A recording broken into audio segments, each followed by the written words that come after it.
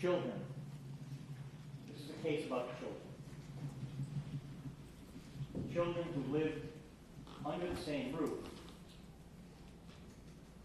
but children who lived in vastly different worlds. These worlds were created by the defendant, Erika Murray. It was a world of light versus a world of darkness. It was a world of kindness versus a world of cruelty. It was a world of the wanted versus a world of the unwanted. It was a world of life versus a world of death. These worlds collided quite by accident on the afternoon of August 28, 2014. It was on that day that a veil of secrecy was lifted from the home of Erika Murray. Erika Murray was a mother of 7 children, but 5 of those 7 children were kept an absolute secret from the world until that day in August. On that day, at about 10 o'clock in the morning, Erika Murray left her residence at 23 St. Paul Street in Blackstone. About 6 hours later, about 4 o'clock in the afternoon, there is a problem. There's a problem at the residence. Babies are heard screaming and crying. A neighbor goes to that residence, enters the front door, walks up the stairs to the 2nd floor. Second floor is in complete darkness. No lights on. It appears that there's no electricity.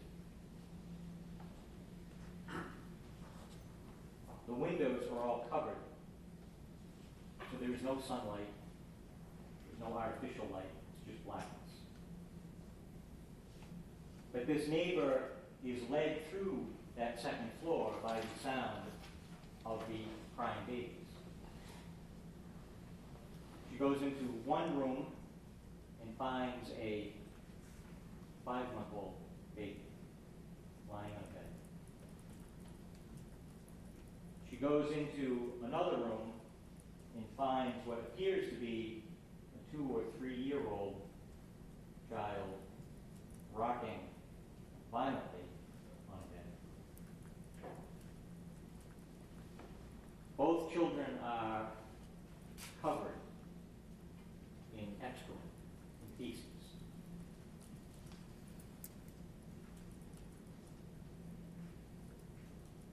They are abandoned, alone. There is no adult in that house, aside from the neighbor.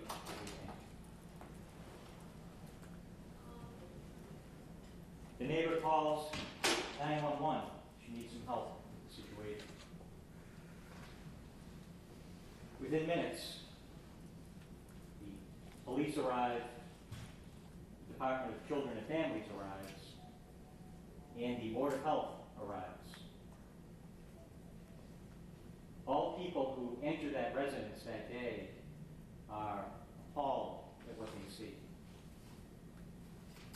The house is in complete disarray. It is filled with trash, soiled diapers, human and animal feces throughout the house. The odor in the home is overwhelming. The house is infested with flies, maggots, and fleas.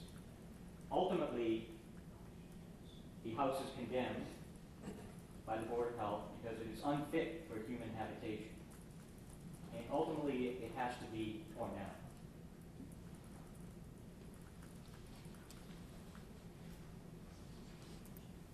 The Department of Children and Families took custody of those 2 children who were found abandoned in that house. Upon further investigation, it was learned that those children had never seen the light of day. They had never been in sunlight. They had never been out of that house. They were born in that house. They were the children of Erika Murray. They had never seen a doctor. They had never been immunized for anything. As a result of their confinement in that house, they suffered a number of maladies, substantial physical maladies. They had impaired development. They had impaired cognitive development. They had impaired physical development. There was evidence that they had a lack of nutrition.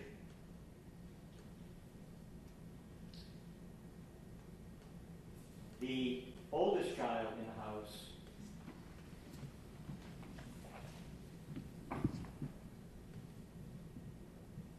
did not appear to have the ability to hold her own weight and stand.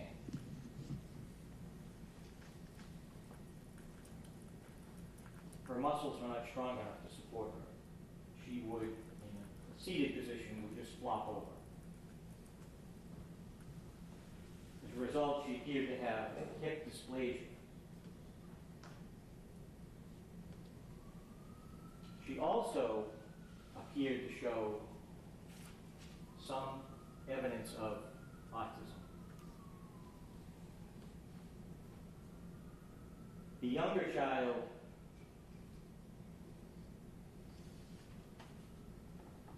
barely said anything, barely uttered a sound. She could cry, but really didn't make any sounds.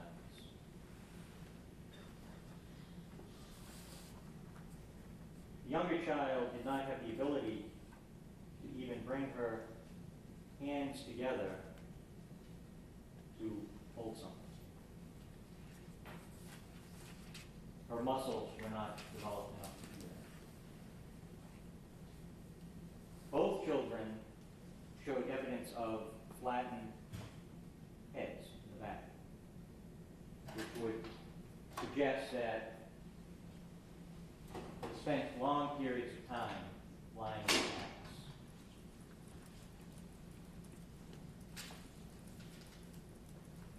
The Department of Children and Families also took custody of 2 other children of Erika Murray's. These children were a 13-year-old girl, a 10-year-old boy. These children were known to the world. These children were born in a hospital. These children had seen physicians. These children went to school. These children had all their immunizations. They were taken into custody because the conditions in that home were so deplorable and posed such a grave risk of serious injury to these children that they could not live there.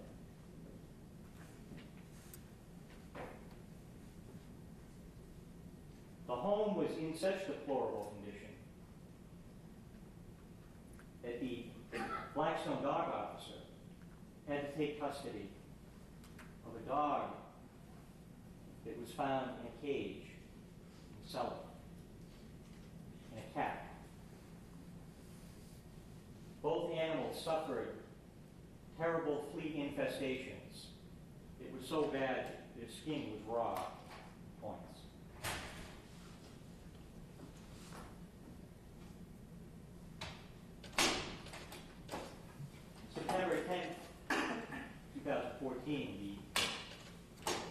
state police and the Blackstone police returned to that residence to execute the search warrant.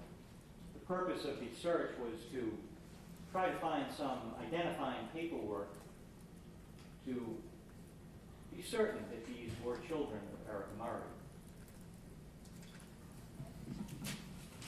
In the course of that search, the state trooper went upstairs into what had been those darkened rooms and went into one of the rooms. He opens up a closet, looks inside, and he sees a dead baby inside. This baby is unclothed and still has the umbilical cord attached to the placenta.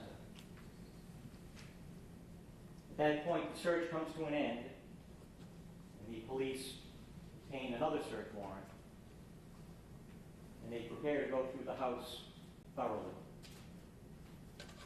So they return to the house, and this time they have the medical examiner with them to recover the remains of that baby. After recovering the remains of that baby, the police continue to search that closet. They look down a little bit further, and there's a bag, a trash bag. They open up that trash bag, and inside is a dead dog.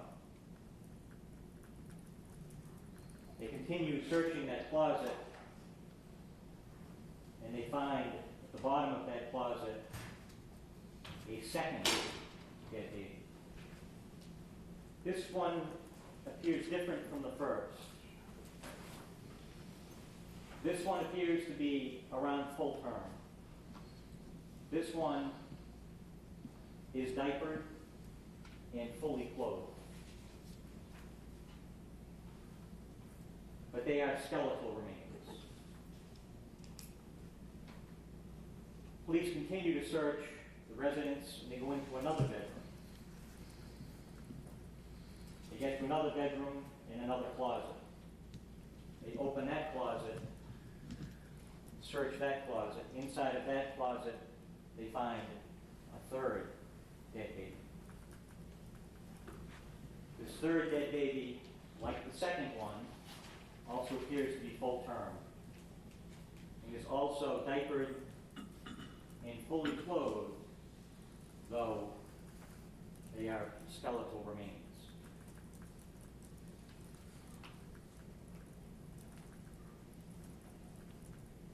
Erika Murray provides some statements to investigators and to the police.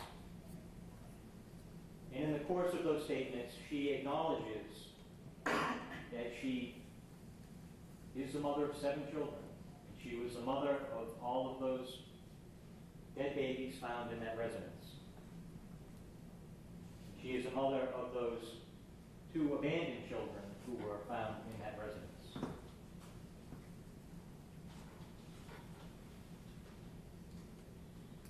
When asked about the deaths of the 2 clothed babies, she initially provides somewhat differing explanations and accounts. After a lengthy interview, she finally acknowledges that as to one of those clothed babies, the baby was born and lived for at least several days, and that she saw that baby in distress. She did nothing to help that baby, and that baby died.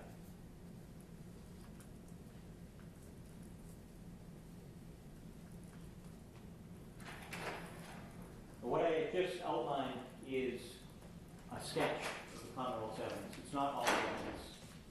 The witnesses will provide all the details. But when the witnesses have testified, that evidence will show that Erika Murray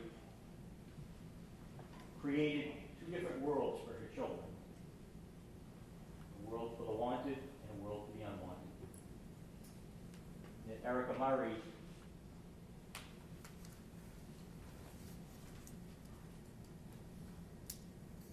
Murray needlessly allowed her children to suffer.